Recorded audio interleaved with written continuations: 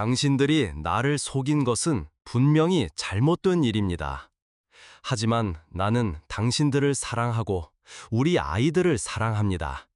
이 모든 것을 거짓으로 만들고 싶지 않습니다. 그는 더 이상 화를 내지 않았다. 그의 목소리에는 깊은 슬픔과 체념이 섞여 있었다. 그는 한국에서의 삶에서도 늘 타인의 기대와 시선에 맞춰 자신을 속여왔다. 이제 이 마지막 삶의 여정에서까지 자신을 속인 거짓에 무너지고 싶지 않았다. 아내들의 거짓말은 그의 삶에 다시 한번 깊은 그림자를 드리웠지만 그는 이 고통마저도 자신이 겪어야 할 운명이라 받아들이기로 했다. 그는 아내들과 8아이들이 자신의 삶에 가져다준 진정한 기쁨과 사랑을 외면할 수 없었다. 인생의 마지막 장에서 새로운 의미를 찾아 떠난 한 남자의 드라마틱한 여정. 지금 바로 시청하시고 그의 특별한 이야기에 함께 몰입해보세요. 구독을 하시면 매일 흥미로운 이야기들이 여러분을 찾아갑니다. 그럼 오늘의 이야기 시작합니다. 인생의 마지막 장에서 찾아온 기적 같은 사랑. 과연 이 사랑은 행복할 수 있을까요? 한국에서 성공했지만 텅 빈 삶을 살던 60대 김정수. 그는 모든 것을 뒤로하고 미지의 땅, 아프리카 리비아로 떠납니다.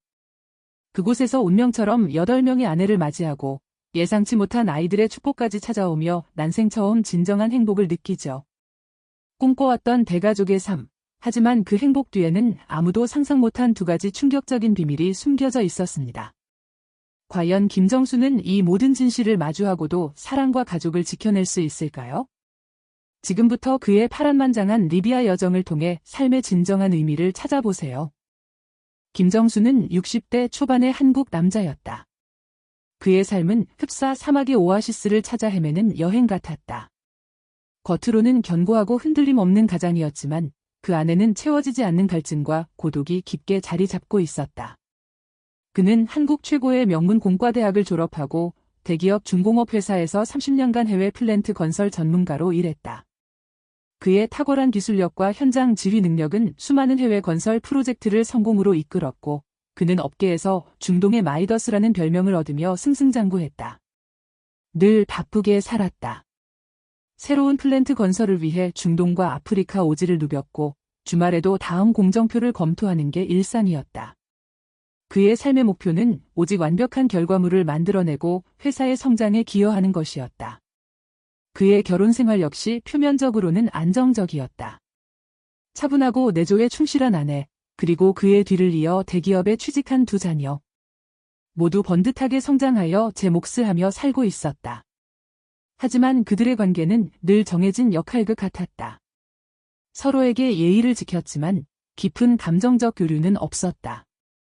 대화는 주로 자녀들의 교육 문제나 재정 관리에 국한되었고 개인적인 감정이나 내밀한 속내는 나누지 않았다.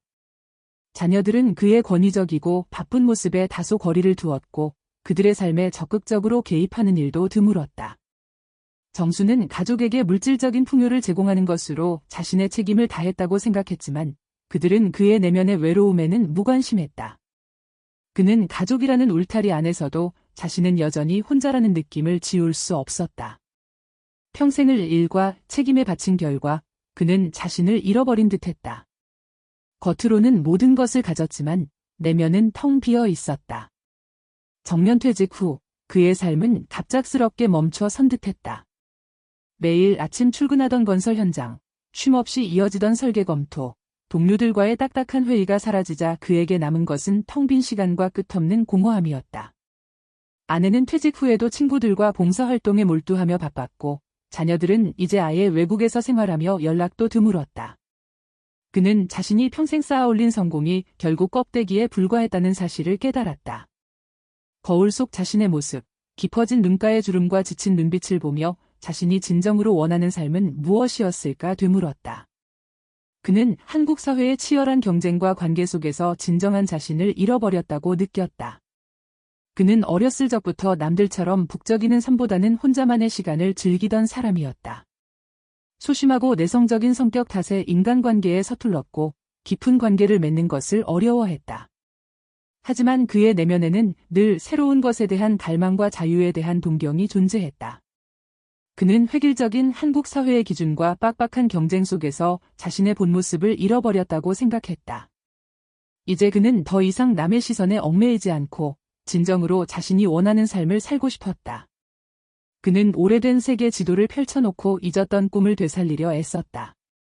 젊은 시절, 그는 해외 플랜트 건설 현장을 담당하며 중동과 아프리카를 자주 방문했지만 특히 리비아라는 나라의 묘한 이끌림을 느꼈다. 광활한 사막과 오아시스, 그리고 베르베르족과 아랍족의 강인하면서도 따뜻한 문화는 그의 기억 속에 강렬하게 남아 있었다. 그는 언젠가 꼭 한번 리비아에 가서 그들의 삶을 직접 경험하고 대가족의 일원이 되고 싶다는 막연한 꿈을 가지고 있었다. 이슬람 율법상 일부 다처제가 허용되는 점 또한 그의 호기심을 자극했다. 은퇴 후, 그는 그 잊었던 꿈을 다시 꺼내 들었다. 그는 아내에게 리비아 여행을 제안했지만 아내는 이해할 수 없다는 듯 손사래를 쳤다. 그 나이에 무슨 리비아예요? 그냥 편하게 한국에서 쉬세요. 피곤하게 왜 해외 나가서 고생하지 말고요. 아내의 무심한 반응에 정수는 더 이상 미련을 두지 않았다. 그는 조용히 여행 계획을 세웠다. 아내에게는 더 이상 함께 살 수 없다는 통보를 전했다. 아내는 예상했던 일이라는 듯 차갑게 고개를 끄덕일 뿐이었다. 그는 자신이 평생 모은 재산을 정리하고 리비아 트리폴리행 비행기 표를 끊었다. 모든 것을 뒤로하고 떠나는 그의 발걸음은 가벼웠다. 트리폴리 미티가 국제공항에 발을 디딘 순간 뜨거운 사막의 공기와 낯선 향신료 냄새, 그리고 아랍어가 뒤섞인 활기찬 소음이 그의 오감을 자극했다.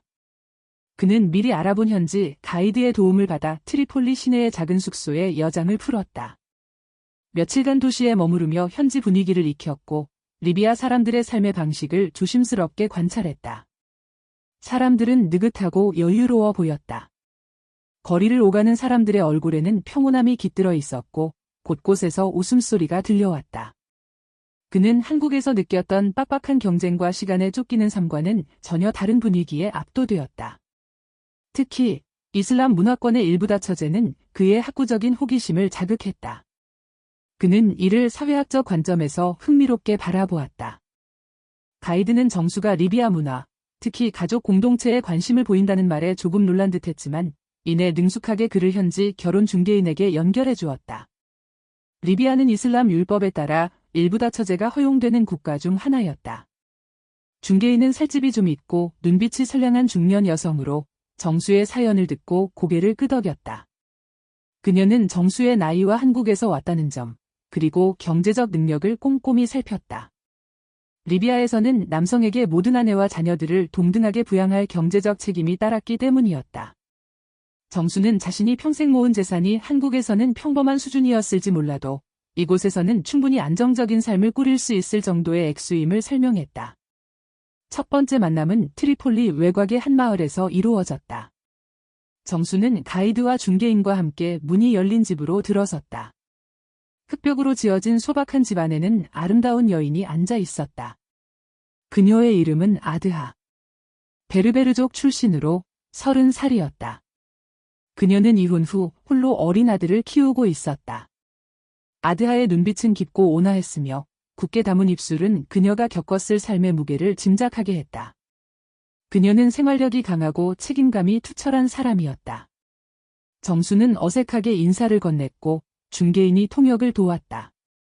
정수는 아드하에게 물었다. 이런 낯선 사람과 함께하는 삶이 두렵지 않습니까? 나이 차이도 많고요. 아드하는 잠시 침묵하더니 차분하게 대답했다. 두려움보다 새로운 삶에 대한 희망이 더 큽니다. 당신에게서 좋은 사람의 기운이 느껴져요. 그리고 알라의 뜻이니 두렵지 않습니다. 아드하는 정수의 나이가 자신의 아버지 뻘이라는 사실에도 놀라지 않는 듯했다. 그들에게는 나이보다 남자의 인품과 경제적 능력이 더 중요했고 무엇보다 가족을 이루고 안정적인 삶을 살고자 하는 열망이 컸다. 몇 번의 만남을 통해 정수는 아드하의 차분하고 사려 깊은 모습에 호감을 느꼈다. 그는 한국에서 잃었던 평온함을 그녀에게서 찾을 수 있을 것 같았다. 결혼식은 소박하게 치러졌다. 이슬람 율법에 따라 코란을 낭독하고 가족과 친지들이 모여 식사를 나누는 간소한 형태였다. 정수는 아드하의 친척들과 처음으로 제대로 대면했고 그들의 따뜻한 환대에 얼떨떨했다. 낯선 이방인인 그를 순수하게 받아들이는 그들의 모습에서 정수는 진정한 가족의 의미를 어렴풋이 느끼기 시작했다. 아드하는 능숙하게 집안일을 돌봤고 정수가 리비아 생활에 적응할 수 있도록 세심하게 배려했다. 그녀는 정수에게 아랍어 몇 마디를 가르쳐 주었고 현지 음식과 문화를 소개했다. 그는 특히 리비아의 주식인 쿠스쿠스와 바진에 점차 익숙해졌다. 정수는 그녀의 도움 덕분에 낯선 환경에 빠르게 동화될 수 있었다.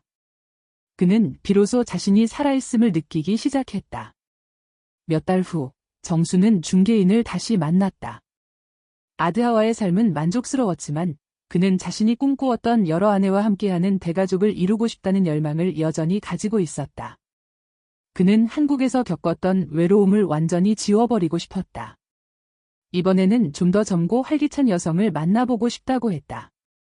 중개인은 잠시 망설이는 듯했지만 이내 고개를 끄덕였다. 그녀는 정수에게 파리다라는 25살의 여성을 소개했다. 파리다는 아드하와는 정반대의 성격이었다. 밝고 명랑했으며 웃음이 많았다. 그녀는 도시에서 교육을 받았고 영어를 유창하게 구사하여 정수와 직접적인 소통이 가능했다. 파리다는 가난한 집안에서 태어나 안정적인 삶을 꿈꾸고 있었다. 그녀는 정수에게 리비아의 젊은 세대가 가진 꿈과 희망을 이야기해 주었고 정수는 그녀의 활기찬 에너지에 매료되었다. 그는 파리다에게서 한국에서 만났던 그 어떤 여자에게서도 느껴보지 못한 생명력을 느꼈다. 파리다와의 결혼은 아드하와의 결혼보다 좀 더 복잡했다. 이미 아내가 있는 남성과 결혼하는 것에 대한 파리다 가족의 망설임이 있었다. 그들은 파리다가 가진 교육 수준 때문에 더 나은 조건의 남자를 찾을 수도 있을 것이라 생각했다. 하지만 정수의 확고한 의지와 경제적 능력, 그리고 아드하의 동의가 확인되자 그들은 결국 승낙했다. 이슬람 율법은 기존 아내의 동의를 중요한 요건으로 삼았다. 아드하는 처음에는 다소 복잡한 표정을 지었지만 정수의 진심을 이해했는지 결국 그를 지지해 주었다. 그녀는 자신이 먼저 이 집에 들어왔고 그를 도왔던 점 때문에 파리다보다 우위에 있다고 생각하는 듯했다. 그렇게 정수는 두 번째 아내를 맞이했다.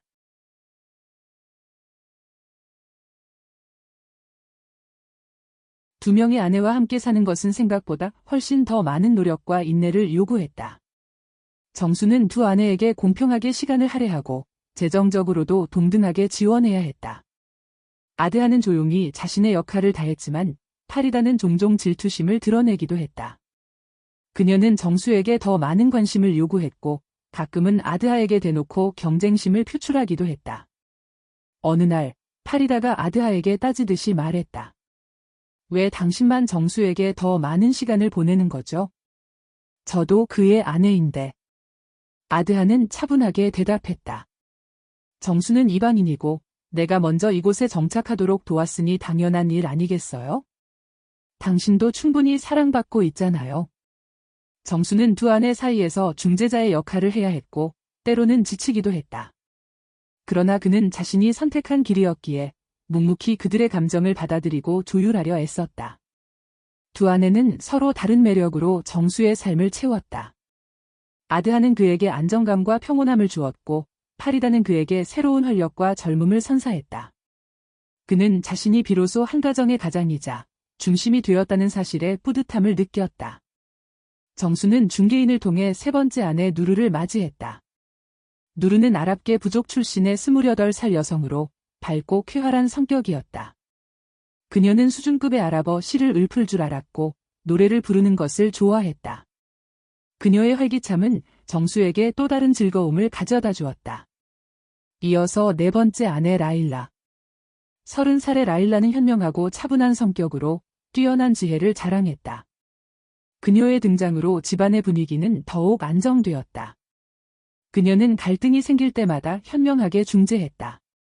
다섯 번째 아내 자이나브는 22살로 순수하고 해맑은 미소로 정수와 다른 아내들에게 활력을 불어넣었다. 여섯 번째 아내 아말은 34살로 강인하고 독립적인 여성이었다. 일곱 번째 아내 나디아는 27살로 온화하고 인자한 성품으로 가족의 화목을 이끌었다. 마지막으로 여덟 번째 아내 사비나. 21살의 사비나는 가장 어린 아내로 활발하고 애교 넘치는 모습으로 정수의 보호 본능을 자극했다. 8명의 아내와 함께 사는 것은 정수에게 새로운 도전이자 배움의 연속이었다. 각기 다른 성격과 배경을 가진 아내들을 이해하고 그들 사이의 미묘한 감정들을 조율하는 것은 결코 쉬운 일이 아니었다.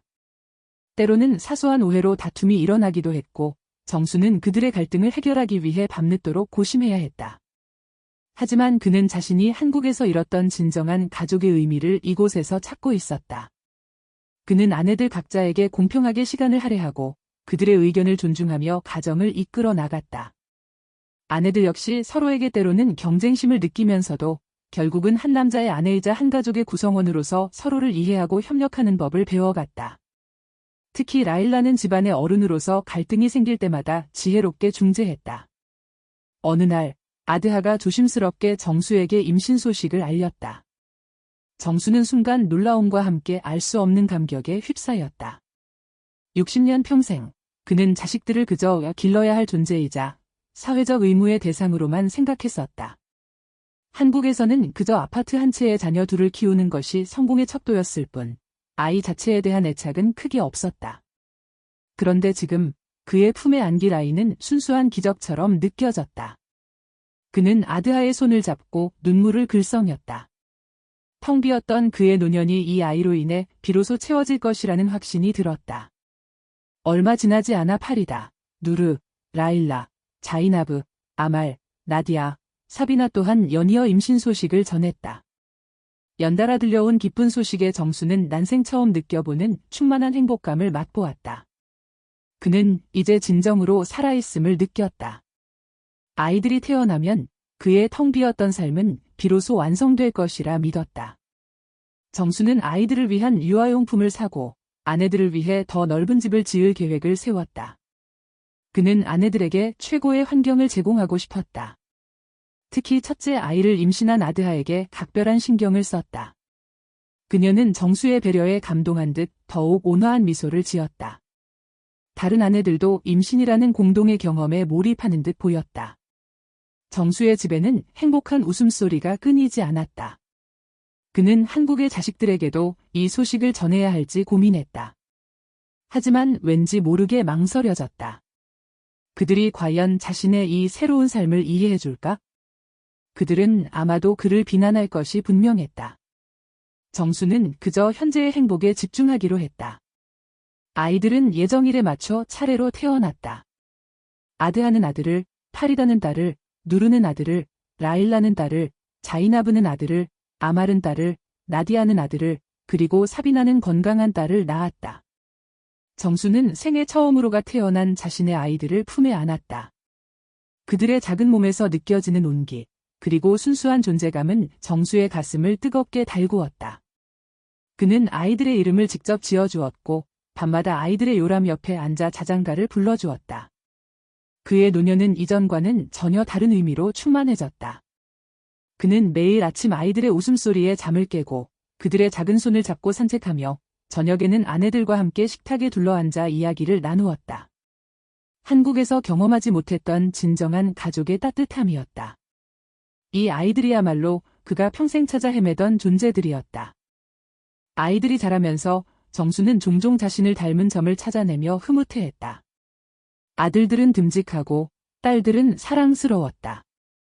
그는 아이들이 서로를 아끼고 8 엄마를 따르는 모습을 보며 세상에서 가장 큰 부자가 된 듯한 기분이었다. 리비아의 전통에 따라 아이들은 부족의 언어와 문화를 자연스럽게 익혔다.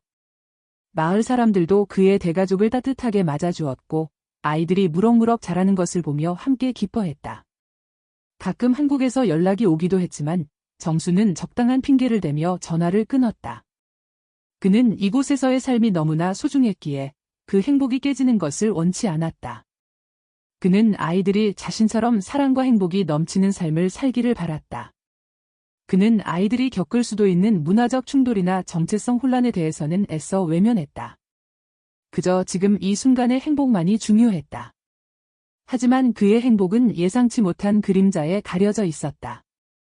어느 날 첫째 아내인 아드하가 그에게 조심스럽게 말을 꺼냈다. 그녀의 목소리는 평소보다 낮고 조심스러웠다. 정수, 사실 당신에게 말해야 할 것이 있어요. 우리 아들. 당신의 친아들이 아니에요. 정수는 순간적으로 숨이 멎는 듯했다. 그는 아드하의 말을 이해할 수 없었다. 그녀는 눈물을 흘리며 과거를 털어놓았다. 그녀는 이전 남편과의 사이에서 아이를 가질 수 없었고 그것 때문에 버림받았었다고 고백했다. 정수를 만나기 전부터 그녀는 아이를 간절히 원했고 정수가 아이를 그토록 바란다는 것을 알았기에 친정 조카를 자신의 아들인 것처럼 속였던 것이었다. 그녀는 정수에게 안정적인 삶을 얻고 싶었고 아이를 통해 그에게 영원히 함께할 명분을 주고 싶었다고 흐느꼈다. 정수는 충격으로 말을 잇지 못했다. 그에게 찾아왔던 행복이 순식간에 신기루처럼 사라지는 기분이었다. 그는 자신이 그토록 갈망하던 가족이라는 것이 사실은 철저하게 기만당한 결과였다는 사실을 받아들이기 어려웠다. 평생토록 남들에게 보이기 위한 삶을 살았다고 자책했던 그가 이번에는 자신이 가장 간절히 원했던 진정한 가족을 위해 기만당했다는 사실이 너무나 비참했다. 그는 아무 말도 할 수 없었다. 그의 세상이 무너져 내리는 듯했다. 며칠 밤낮을 잠 못 이루며 고민하던 정수는 다른 아내들에게도 혹시나 하는 의심을 품게 되었다. 그는 한 명씩 아내들을 불러앉히고 조심스럽게 물었다. 그리고 그의 예상은 끔찍하게도 맞아떨어졌다. 파리다는 자신이 임신할 수 없는 몸이었기에 오빠의 딸을 데려왔다고 고백했고 누르는 자신의 조카를, 라일라는 이웃의 아이를, 자이나브는 오래전 사망한 언니의 아들을, 아말은 자신의 먼 친척의 딸을, 나디아는 고아원에서 데려온 아이를, 그리고 사비나는 자신의 친동생의 아들을 데려와 그의 아이인 것처럼 속였다고 털어놓았다. 8명의 아내 모두 그를 속였던 것이다. 그들의 고백은 마치 망치로 머리를 얻어맞은 듯한 충격이었다. 그는 자신이 8번이나 속았다는 사실에 분노와 좌절감을 느꼈다. 그가 그토록 사랑했던 8아이들이 모두 자신의 친자가 아니었다니. 그는 자신이 얼마나 어리석었는지, 얼마나 쉽게 속아 넘어갔는지 깨달았다. 그의 눈에는 이글거리는 분노와 함께 주체할 수 없는 슬픔이 차올랐다. 그는 자신이 꿈꾸었던 완벽한 행복이 철저하게 거짓 위에 세워진 허상이었음을 깨달았다. 정수는 아내들에게 어떻게 해야 할지 알 수 없었다. 그들을 용서해야 할까? 아니면 이 모든 것을 끝내야 할까? 그는 자신을 속인 그들의 행동에 배신감을 느꼈지만 동시에 그들이 아이를 간절히 원했던 마음도 이해할 수 있었다. 그들은 그저 삶의 안정과 아이를 통한 행복을 원했을 뿐이었다. 한국에서 가족을 통해 공허함을 느꼈던 그가 리비아에서 비로소 진정한 가족을 찾았다고 믿었으나 그조차도 허위의 기만에 불과했다는 사실은 그를 절망케 했다. 정수는 자신의 지난 삶을 되돌아보았다. 한국에서의 삶에서도 그는 늘 가면을 쓰고 살지 않았던가. 회사의 성공을 위해, 사회적 지위를 위해 자신을 속이고 타인을 속였다. 어쩌면 그들 역시 자신처럼 간절히 원하는 것을 위해 어쩔 수 없는 선택을 했을지도 모른다는 생각이 들었다. 그는 문득 자신에게 찾아온 이 아픔이 어쩌면 자신을 돌아보게 하는 계기일지도 모른다고 생각했다. 자신이 그들에게서 진정한 가족을 찾으려 했던 것처럼 그들도 정수에게서 자신들의 욕망을 채우려 했던 것이었다. 그는 오랜 고민 끝에 8아내들을 모두 불러앉혔다. 그의 얼굴에는 피로와 슬픔이 역력했지만 눈빛만은 단호했다. 당신들이 나를 속인 것은 분명히 잘못된 일입니다.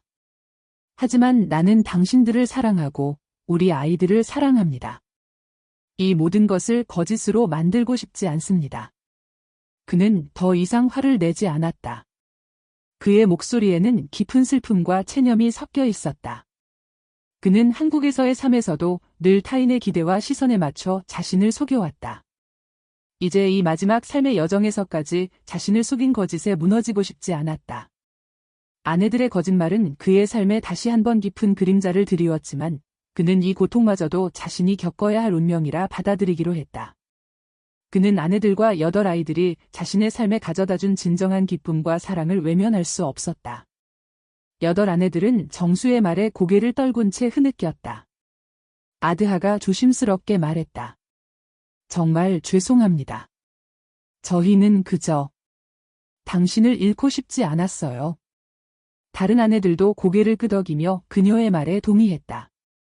그들은 정수에게 더 이상 그를 속이지 않을 것이며 진심으로 그와 아이들을 위해 살아가겠다고 맹세했다. 정수는 그녀들의 손을 잡았다.